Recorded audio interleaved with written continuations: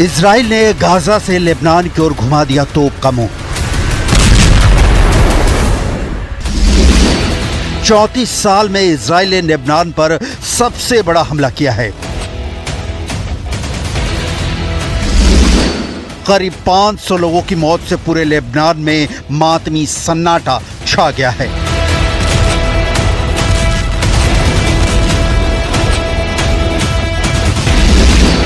Hezbollah लड़ाकों के बीच much गई है भगदड़। इजराइल का लेबनान के खिलाफ ऑल आउट युद्ध शुरू। इजराइल डिफेंस फोर्स ने लेबनान में जलजला पैदा कर दिया है। इजराइल डिफेंस फोर्स ने 1600 से ज्यादा हमले कर पूरे लेबनान को सिर्फ 24 घंटे में धुआं कर दिया है। एयर स्ट्राइक में 1200 से ज्यादा हिजबुल्लाह के ठिकाने तबाह किए जाने का दावा किया जा रहा है। 1990 के बाद लेबनान पर यह इजराइल का सबसे बड़ा हमला बताया जा रहा है। 34 साल बाद लेबनान पर तबाही की नई आफत टूट पड़ी है। हमले में करीब 500 लोगों के मारे जाने की आशंका है। करीब 2000 लोग घायल भी हुए हैं। I have a message for the people of Lebanon. Israel's war is not with you. It's with Hezbollah. For too long, Hezbollah has been using you as human shields. It placed rockets in your living rooms and missiles in your garage. Those rockets and missiles are aimed directly at our cities, directly at our citizens. To defend our people against Hezbollah strikes, we must take out those weapons. Now, starting this morning, the IDF has warned you to get out of harm's way. I urge you, take this warning seriously. Netanyahu का ये warning message इस बात की ओर साफ इशारा कर रहा था कि अब लेबनान के आसमान में कयामत बरपने वाली है। और आखिर इस बयान के चंद घंटों बाद दक्षिणी लेबनान और बेका वैली में खतरों के अलार्म बज उठे। कुछ घंटों में ही इजराइल ने एयरबेस पर अटैक का बदला ले लिया और बदला भी ऐसा लिया कि पूरा लेबनान दहल गया। इतना विध्वंसक हमला इजराइल ने लेबनान पर पहले कभी नहीं किया। इस बार इजराइल ने न सिर्फ रिहायशी इलाकों पर बम गिराए बल्कि हिजबुल्लाह के अंडरग्राउंड ठिकानों को भी नष्ट कर दिया। तबाही का दायरा इतना बड़ा है कि पूरे दक्षिणी लेबनान में चीख पुकार मच गई है। हिजबुल्लाह लड़ाक के अंडरग्राउंड ठिकानों को छोड़कर भाग गए, जबकि इससे कुछ घंटे पहले हिजबुल्लाह इजराइल को दहलाने की तैयारी में था। लेकिन मोसाद के इनपुट पर आईडीएफ ने हिजबुल्लाह का हमला भी नाकाम कर दिया और उसके रॉकेट और मिसाइल लॉन्चिंग साइट को भी बर्बाद कर दिया।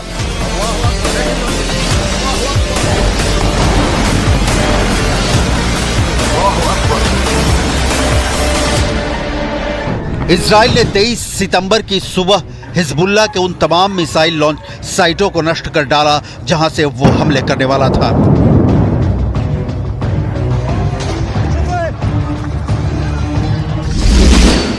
इसके अलावा इजराइल का प्लान है कि दक्षिणी लेबनान में हिजबुल्लाह को कमजोर करके वहां एक डिफेंस लाइन तैयार की जाए।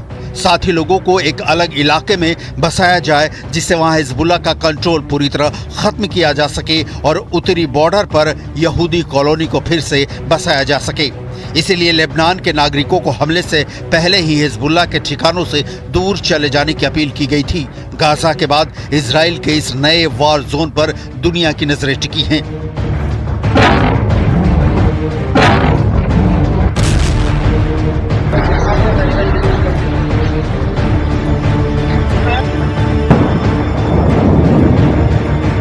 इससे पहले हिजबुल्लाह ने इजराइल पर ताबड़तोड़ हमले किए थे, जिससे इजरायली एयरबेस पर आग लग गई थी। अब इजराइल ने बदला ले लिया। अगर इजराइल हमले नहीं करता तो हिजबुल्लाह एक और बड़े हमले की तैयारी में था। मोसाद का इनपुट था कि हिजबुल्लाह 3DR मिसाइल से हमले करने वाला था।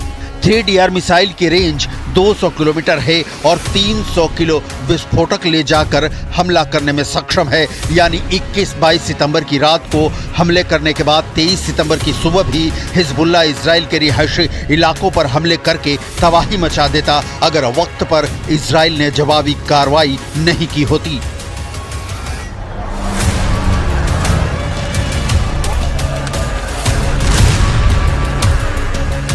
इजराइल के ताज़ा हमले के बाद हिजबुल्लाह ने पलटवार किया है। लेबनान के साथ हिजबुल्लाह ने इराक की तरफ से भी इजराइल पर कई रॉकेट दागे हैं। हिजबुल्लाह ने इजराइल पर करीब 300 रॉकेट दागे हैं। जब हिजबुल्लाह ने अटैक किया तो उत्तरी इजराइल के हाइफा, अफूला, नाजरेत और अन्य शहरों में रॉकेट सायरन बजने लगे। हिजबुल्लाह ने रात भर रॉकेटों की बौछार की, जिसकी वजह से इजराइल को बड़ा नुकसान पहुंचने का दावा किया जा रहा है।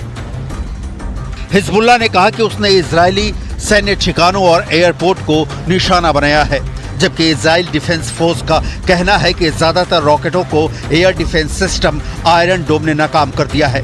लेकिन ये तो क्लियर दिख रहा है कि चाहे बेन्यामिन नेतन्याहू की फौज लेबनान की गली गली को बारूद से उड़ाने का प्लान लेकर हमले कर रही हो, हिजबुल्लाह भी रुकने वाला नहीं है।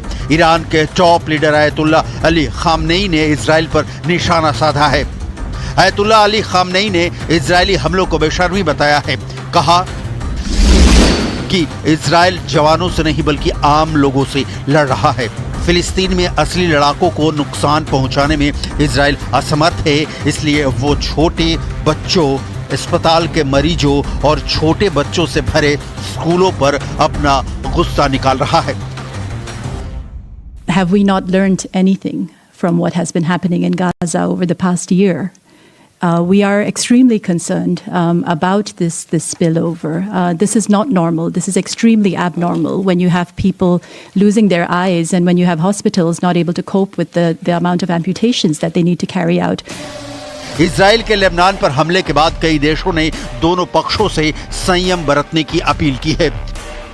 करीब साल भर से युद्ध मैदान में इजराइल अब फुल फ्लेज्ड वॉर के मूड में दिख रहा है। 3-8 जिसकी चर्चा बार बार होती है कि हमास, हिजबुल्लाह और यमन के हूथी विद्रोही इजराइल के टारगेट पर हैं और इजराइल ने हमास के बाद हिजबुल्लाह पर हमले शुरू कर ये क्लियर भी कर दिया है। लेबनान की धरती से हिजबुल्लाह के खात्मे के लिए इजराइल की सेना ने ऑपरेशन नॉर्दर्न एरोज चला रखा है।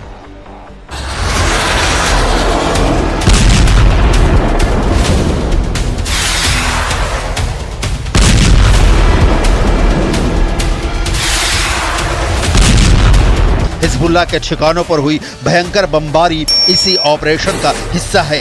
पहले पेजर ब्लास्ट, फिर वॉकी टॉकी से धमाके और अब डायरेक्ट अटैक। इतना बड़ा हमला था कि इजराइल के दुश्मनों को न भागने का मौका मिला न छिपने का। लेबनान के दक्षिणी इलाके से भाग रहे नागरिकों और शरणार्थियों के बीच हिंसक झड़प और गोलीबारी शुरू हो गई है। इजराइल डिफेंस फोर्स के प्रवक्ता एडमिरल डेनियल हैगारी के मुताबिक इन हमलों में हिजबुल्लाह के 1300 ठिकानों को टारगेट किया गया है। बताया जा रहा है कि इन हमलों में long range cruise missile, heavy weight rocket, short range rocket और ड्रोन का इस्तेमाल किया गया है। 中方高度关注当前利益紧张局势，对有关军事行动造成大量人员伤亡深感震惊。中方反对侵犯黎巴嫩主权和安全的行为，反对和谴责一切伤及无辜平民的行动。我们呼吁有关方采取措施。